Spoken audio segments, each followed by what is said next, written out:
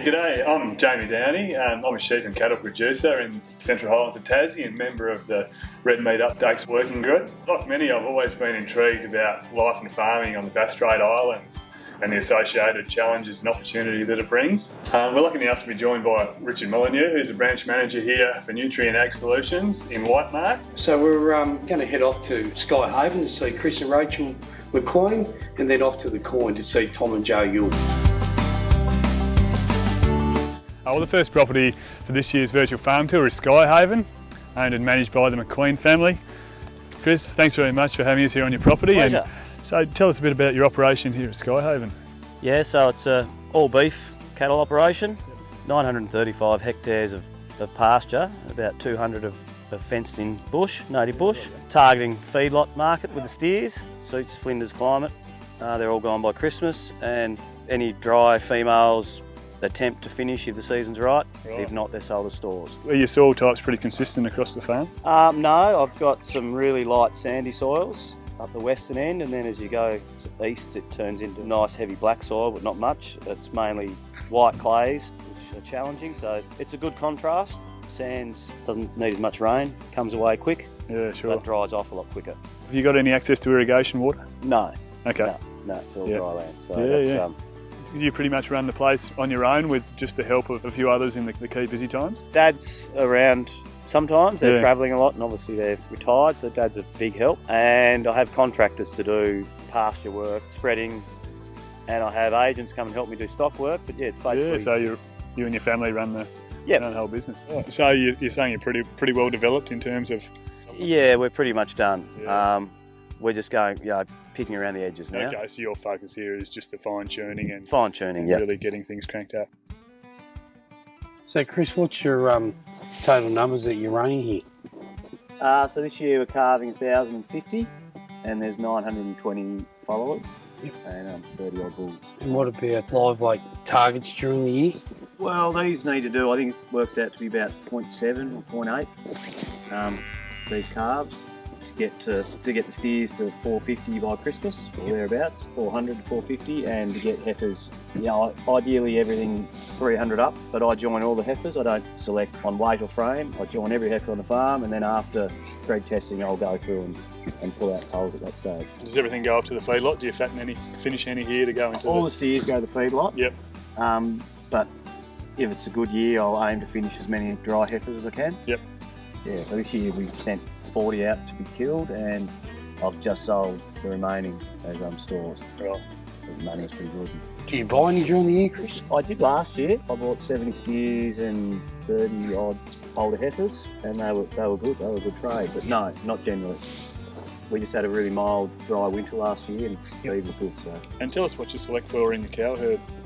I'm just going for a moderate medium frame cow, Yep. something that's going to get through our up and down seasons.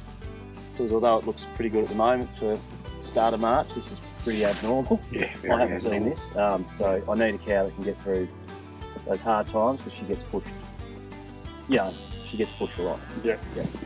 Oh, those conception rates, they're doing the job for you. They're doing the job. Well, as long as they're on that rising plane going into that joining. The ultimate would be calving at 3 score, but generally it's more like 2.5. Yeah. By joining their spring, it's hopefully doing its job, and everything's ticks away as it should. And no AI, Chris? No, I've been thinking about it, but no, I haven't gone there yet. It's just so simple to throw the bulls out and let them do the job. Yeah. Like when do you start calving? We calve August and to mid-September. Yep. Heifers, it's a 4-week joining, and cows 6. So what sort of calving percentage do you get out of your heifers? It's usually about 70%. Yeah, right. Yeah. Good. Yep. And your cow herd? 90, 95. Yeah. Yep. Oh, good. So calve August, run through the spring. What age do you generally wean? Well, we've just weaned now. Usually February. Okay. I like to have everything weaned by the end of Feb. Yep. So you're basically weaning based on cow condition? I'll always have them off by March. I don't see. Yeah.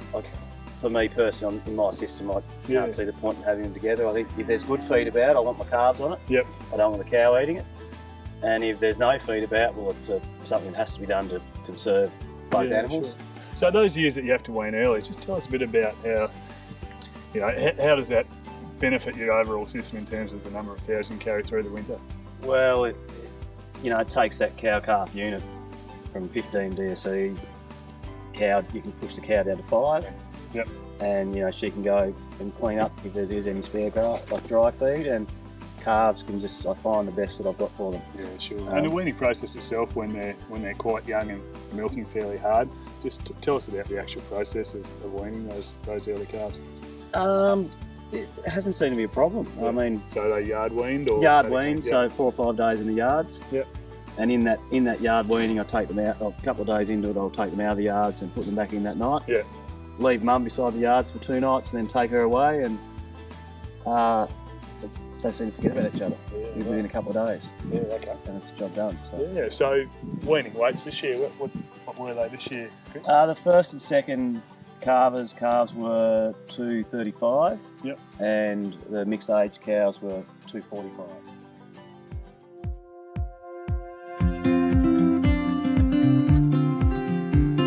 Pasture and grazing management, pasture in good shape, Chris. But I see you've got some development happening here. How many hectares a year do you aim to renovate? It's going to be 10 to 20. Yeah, rightio. Annually. We've bit off a fair bit the last couple of years. We did 100, which is back to permanent now, but that was just fine. The blocks are pretty underdone, so we're on track now, and it's just going to be 1 or 2 paddocks a year. Right. So what's your program? Go in, cultivate. What then? Well, first soil test. Yep. Figure out what inputs we need to put in. Yeah. Whatever it tells us to do, we do. Yeah. Okay. And cultivate. Not all paddocks have been cultivated, but if it's bound up with kike or brown top or other weeds, it seems to help breaking it. We've had better results by cultivating. Will you put a short-term fodder crop and your fodder crop in this one before you sow it down? We won't this year. We're just going straight back to perennial pasture, and that's pretty much to do with we're just trying to reduce the cost a little bit, just to actually get our perennial down a bit quicker. Sure. And what grass species will you put in here? So we're putting Kidman perennial ryegrass with some hell on Coxford. That's more to take onto the drier banks, and then just some sub clovers and strawberry clover for the wetter areas as well. Once this paddock's done, that'll see you right through, Chris, with a bit of good grazing management. Yeah, I won't have to touch it again is the plan, and I'm happy to go the extra length in this stage to get it right straight up, because I think the failure is more costly than the expense of fertiliser and doing it right. Yeah. So what sort of cost per hectare we're looking at for this? Around about $800. $800 a hectare. Yep, that includes all the working costs, cartage, because Chris, as you said before, uses all contractors, so. Yes, I've got a pretty impressive rotation set up here, Chris. How many's in this mob? So there's 550 mixed age cows here, ranging from 4 and up. They're on an 80-day rotation now, so by weaning a bit earlier, it enables me now to really crunch these cows and get rid of any spring residual that's left, and in theory we get some autumn rains in 80 days. By the time they come back, there hopefully will be a couple of thousand kilos. Yeah, right. And how long are they, what's your graze period? How long are they grazing per paddock? It's 4 days. The paddocks are 10 hectares. 10 hectares, yep. And this time of year they're coming on to a couple of thousand? It's a couple of thousand kilos, There's plenty of autumns where it's been going on to 12, 1300 kilos. And in those times I just accept they're going to lose a lot of weight. Yep, okay. And I still try and hold my nerve and keep them on that slow round. Chris, if things are getting a bit tight, what's your feed stock time? So October. Yep. If we haven't got a good rain by mid-October, the steers will go. Okay, so your strategy is to look after your core breeding herd and use your steers as surplus. So if the season's going well, put more kilos on. But if things are tightening up, then off to the feedlot. Definitely. And I have a good relationship with the feedlot, so they're happy to take the steers. They're not quite there. What sort of tools are you using in your grazing management? Well, I used to plate meter, but my eye's pretty good now. Yes. And I mean, basically, I'm not going to say I count leaves. I just know that this time of year to go as slow as possible, and in spring to go as fast as possible. I guess calving makes me speed up. Once I get to August, I have to split the mobs up into mobs of 250, which I still rotate. Yep. But it means that parts of the farm have just been grazed, so I can't stick on 80 days and I have to start speeding up. So come August, it goes from 80 to around at 45, 50 if I'm lucky, and it just starts speeding up from then on. And by that time, spring catches me and all the problems are solved. There's 5 mobs on the farm at the moment. That's about to go to 4. Yep. It's just so simple. Yep. Everything's got its place, and where everything's going. So anybody could walk on this farm. I could give them the map, show them the moves. Yeah. You know, every 3 or 4 days I go and open the gate. Next up, we've made our way over to the Coin Cattle Farm. Welcome everybody here to the Coin Cattle Farm. We've got Tom and Joe Youl with us, and really looking forward to hearing about your enterprise over here. So the Coin is about a bit over 800 hectares of arable ground here, and another 400 hectares of bush or beachside sort of land. The most northern farm on the island, been about 5 years since we took over the place. Rainfall's around sort of 650 mils a year. Well, the place was running about 50,000 wallabies, so they were eating all the grass. That was sort of the first step we took in the development phase, was fencing out the game. Now we've finished and it's 20 kilometres of feral fence. We did that over about 3 years and the results are amazing. So yeah, we're an Angus cattle breeding operation that sell our steers to the store market. Most of them go to the Tasmanian feedlot, and then we, depending on the year, will finish some of the females that come out of the system. They predominantly go to Greenhams at the moment. Water, we've got 4 water sources, a couple of bores. We've got a runoff dam that fills most winters. I've got a jackaroo at the moment that's sort of giving us a hand. When I've got major development stuff going on, at fencing or sowing new ground, there's times when another labour unit's needed and pretty handy. Joe does all the office work, or most of it. Tried to keep it as simple as we can. Where we are on the island with all the sort of things we've got to deal with freight and things like that, it's a model that I can see working pretty well. Yeah, so tell us a bit about your cattle enterprise, Tom. So we've got mixed age cows and calves here. When did these calves hit the ground? So the main month's September, end of August, I sort of start calving. How long's the calving with go? Yeah, it's 8 weeks at the moment. Yep. Everything gets joined for 8 weeks. Yep. This year I've practiced my heifers so far, and they were about 90%. Yeah, good. So we had a good spring flush, well out joining time last year or this year. So yeah, hopefully it follows through with the cows and first calvers. So what's the plan for the calves once they're weaned? Will you sell those or run them on? No, they'll run on here. So the heifers, I'll plan to join most of them later in the year. Yep. The steers I'll run through, most of them get sold through the Tasmanian feedlot. So Yep. I try and target weights are sort of 400 kilos. So yeah, ideally calve between 700 and 800 this spring. So steers are sold at around 14 to 16 months of age. 400 kilos is sort of the target weight they want. Sold them at close to 450, which is good. With the fattening cattle, Tom, what sort of weight gains are you getting? So it's mainly females that I'm fattening. Yep. Anything that doesn't get in calf. And then a few steers that haven't fit the criteria of the feedlot, I'll finish. Weight gains, anything up to sort of kilo to 2 kilos a day in the growing period. Yeah. Right. We've got some pretty serious development going on here, Tom. What are you up to on this batch? So we're harvesting rocks at the moment. Yeah, right. Good yield? Yeah, great yields.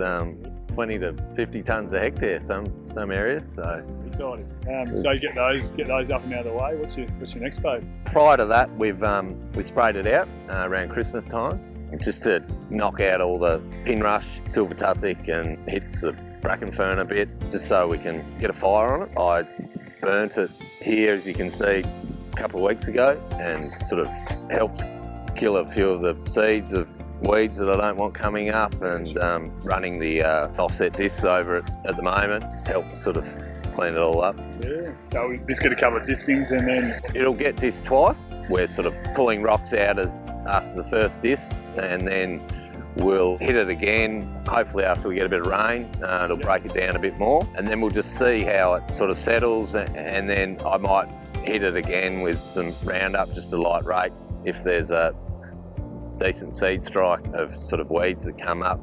I'm going to sow about half of it down with perennial ryegrass, a Kidman variety, a diploid, and then I'm trying out the tetraploids this year. I'm part of it. Yeah, right, yeah. So we're going to do just to see how they go in the heaviest ground here. What else do you sow down with the clover mix in? Yeah, so this year I'm putting in white, red, and a sub clover. Yeah. And what's your FERT program as you're kicking all this back? So once we get this twice, we've got FERT sitting over there at the yards. That's a pre-bred high analysis blend that we'll put on. Along with 10 tonnes of lime sand, which we've got on property, lucky enough to have on property. Saves any cartage costs, so the spreader just goes straight to the lime pit and fills up and comes over here. The contractor I use has got a Rotera air seeder, level this out even more, and then the seed will be sown. So I'm sowing at about 10 kilos ryegrass and then 5 kilos of clover. Yeah. So just looking at this area over here, Tom, is this is what it's like redevelopment? What sort of carrying capacity do you think it's got on? Where we are here, like in the worst of it, it was next to nothing, like 2 DSE, if that. 12 months time, this is all established. Well, I'd like to think I could midwinter 20 DSE on the if it all goes well. So a huge return. Yeah.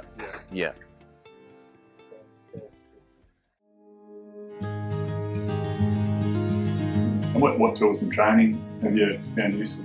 I'm currently doing the pasture principles with Basil. I've sort of been part of a productivity group with him for a number of years now. And so I do that, and then I'm part of a benchmarking group as well with our financials with Homes and Saffers. So I find that all help you can sort of get more the better. Yeah. It's good to sort of see what everyone else is doing. And on Flinders, it's very similar farming practices throughout the island. Everyone's doing something similar. We're all growing grass. One of the great things about the island, everyone does put their head together, and we're happy to. We've been on most farms on the island that are pretty productive, and we know what they're doing, how they're getting there.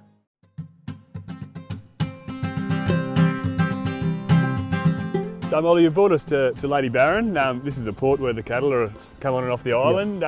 We'd arranged to meet a boat here to see them loaded, but no boat, no cattle. So unfortunately, what's she got. I think she got stuck in the river last night. So right. Which it doesn't happen very regularly. Yeah. Probably maybe 2 to 3 times a year at the most. So it's just unfortunate. It's just unlucky. Yeah, definitely. Yep, and I guess that's just one of the challenges that logistically comes with. Exactly. So that would have been the case like last night. That most people would have been up pretty early this morning, getting their cattle into the yards. Yeah. So to cover off the curfew. Yeah. Because we sort of got to have them curfewed. Sure. Sort of 12 hours before they actually shipped. Yeah. So. Yeah, right. So just quick communication back to everyone. So Molly, how many cattle a year would you export off the island here? So we export roughly between 20 to 22,000 cattle. Okay. And about 27,500 to 28,000 lambs and sheep. Lambs as well. Yeah. Right. So. And what's the breakdown of feedlot cattle versus fat cattle? You probably look at the breakdown of it would be sort of 25% of that's feedlot cattle. Yep. 35% of it's killing cattle. Yep. There's 10% that is Wagyus. Yep. And 35% will be 25% will be store cattle. Yep. So that's store cattle that goes to the northwest coast or the northeast or Piranha. Yep. So, and then 5% of it's farm to farm. So there's a couple of guys over here that have got blocks in Tassie as well as Victoria. Yeah, okay. So they send a few cattle over that way. Big numbers. And have you got an idea in terms of imports, say fertiliser for example, how many tonnes would you bring on the island a year? So we sort of between sort of 7,500 and 8,000 tonne of fertiliser a year. Right. That's high analysis. Yep. So we just try to use high analysis because it sort of cuts down the freight costs for us. Yep. So sure. fair bit of fertiliser. Yeah. So, Chris and Tom, in terms of logistics and selling cattle, so you think you've got some cattle there nearly ready to go, just talk us through the logistics and timings that you've got to be planning ahead for in order to get them away efficiently.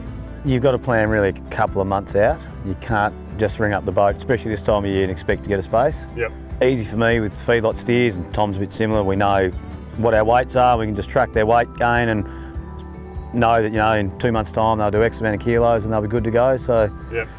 just So you know your weight gain, you know where you're at, and you're aiming for that 450 yep, curfew weight here at the docks, and you've got to be onto that 2 months. yeah, pretty much, just to make sure you get space, because they book out pretty quick through this period, obviously. So. Yeah. And Tom, have you got a feel for the costs the additional costs that it takes per head to get the cattle across the water to Bridport? So? Yeah, so the trip to Bridport is, once you get all the rebates back, it works out between sort of $40 and $50, and then on top of that you've got your trucking on island, and then on the other side of the water to wherever they're going to. If they're prime cattle for killing, then up to either Longford or to Smithton. Yeah. So, And in terms of inputs, have you got a feel for the additional freight component that you've got to pay to get your, say, fertiliser and fencing materials onto the island? yeah, so we sort of work on about 20%. Yeah. Yeah, it covers most things if you sort of add 20%. So you guys have really got to be highly organised and planned out in advance to get the job done here on the island. I guess so, but it's what we've done, so I didn't really look at it that way. That's what you do. But I guess it's a lot easier if you can just ring up and on that next day have a truck turn up, but Yeah, no. that doesn't happen. No, no. And what do you see the biggest challenge generally about living and farming here on the island? It's probably Weather. our challenge. Weather, and weather sort of So dictates when the boat can go. yeah, so it's too windy. And like we're relying on that. We've had years where we've had to buy hay in from Tassie, Right. and things like that. So Last spring, October, it's pretty much the whole October flight. Yeah. So if things were tight, that we would be in a fair bit of trouble trying to get our stock Yeah, off. So I guess that's the key point, isn't it? When everyone's got to de-stock all at once, you're reliant on one boat, Yeah. which may or may not go. Yeah. Weather. yeah. But outside of farming, Tom, you moved to here a few years ago. What was it that brought you and your family to the island? Yeah, I came here for a couple of weeks to see what it was like the first time, and still here. So I think I like the island life. It's pretty relaxed. Yeah. And we've got the beach pretty close to the house, so pretty keen on doing sort of the fishing and diving and surfing about. Chris, you were born and bred here on Flinders. Just that it's just really relaxed, and you know everybody, and you feel safe, and it's just a bit of a comfort bubble, I guess. Yeah. It's just easy. You're sort of detached a bit from the rest of the world, I guess, in a sense. Right, how about you, Molly? yeah, probably very much similar to these guys. It's just such a safe environment to sort of bring your family up with, and Yeah. just that community. Yeah, no, it's excellent. Oh, well, that concludes this year's virtual farm tour here on Flinders. Molly, thanks very much for showing us around the island. And to my you, pleasure. Chris and Tom, thank you very much for running out the operations Thanks, to us. Yeah, pleasure. Thanks for having You've me. been a very Thanks, in-depth Joe. part of the article. Fantastic, thank you. Beef production on Flinders Island is unique, not only for its landscape but also its productive capacity under a well-run system as demonstrated by these two producers. Its high winter carrying capacity, when maximised through efficient grazing and pasture management, is a key advantage. What is interesting here is that the challenges associated with the geographical isolation on Flinders also present as strengths within these businesses. While there are constraints around costs and logistics of bringing cattle, goods and services on and off the island, by default this necessitates high levels of efficiency of input use, planning and organisation, which contributes to overall business benefit. What also becomes evident is that the isolation cultivates a strong and robust community and network of people to support these producers. And thank you to the Youl and Macqueen families and the Nutrient team on Flinders for hosting this year's virtual farm tour.